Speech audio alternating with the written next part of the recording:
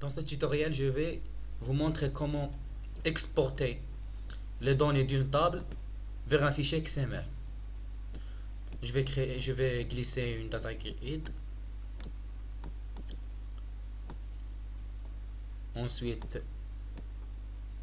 un bouton. On va le nommer exporter vers XML.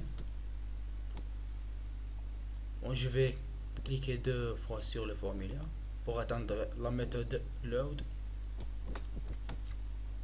Je vais importer la bibliothèque using system.data.sql client. Ensuite, on va ouvrir la connexion. Voilà. Open. On va construire la requête. Chaîne de caractère string. Requête.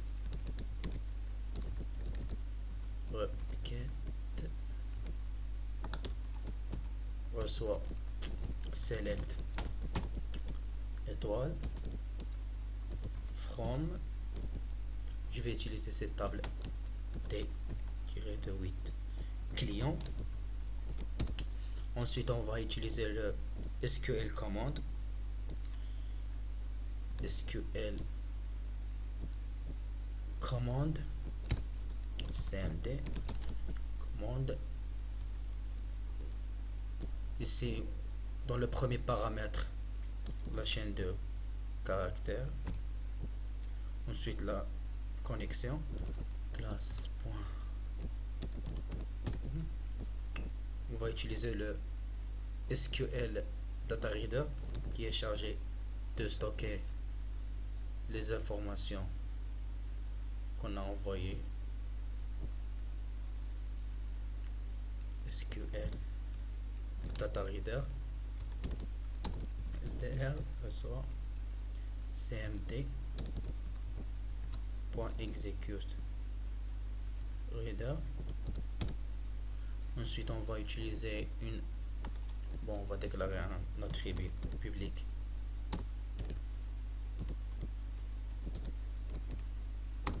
Public data table.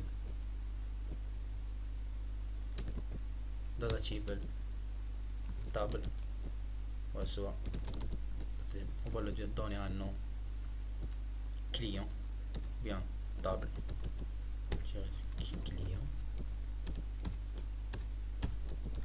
Ensuite, on va faire table .load. Ça veut dire ce table.load SDR, ça veut dire que la table va charger le data reader. Donc toutes les informations qui sont dans le data reader vont être dans le data table. Ensuite, on va fermer le SDR pour ne pas avoir de bug. Close.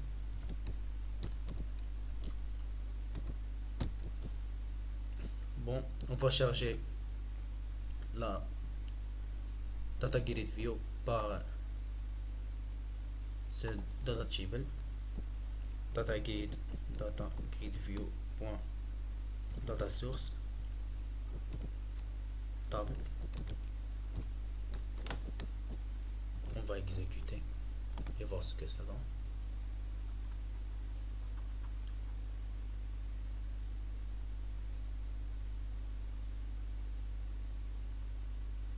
Donc voici toutes les informations de la table. Tes clients sont chargés dans la data grid view. Bon, on a fait une liaison d'une grid view à une table. C'est ça,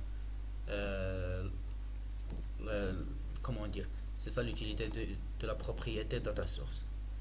Elle fait une liaison entre une data grid et le data table.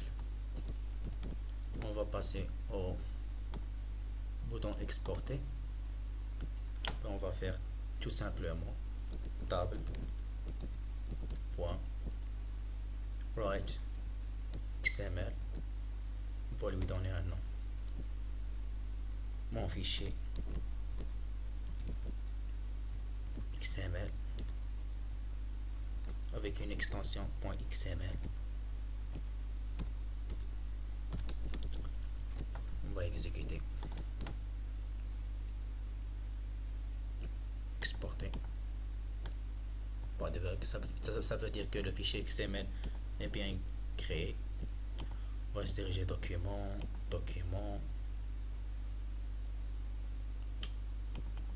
Visual Studio, projet, gestion compte, là. Le voici, mon fichier XML.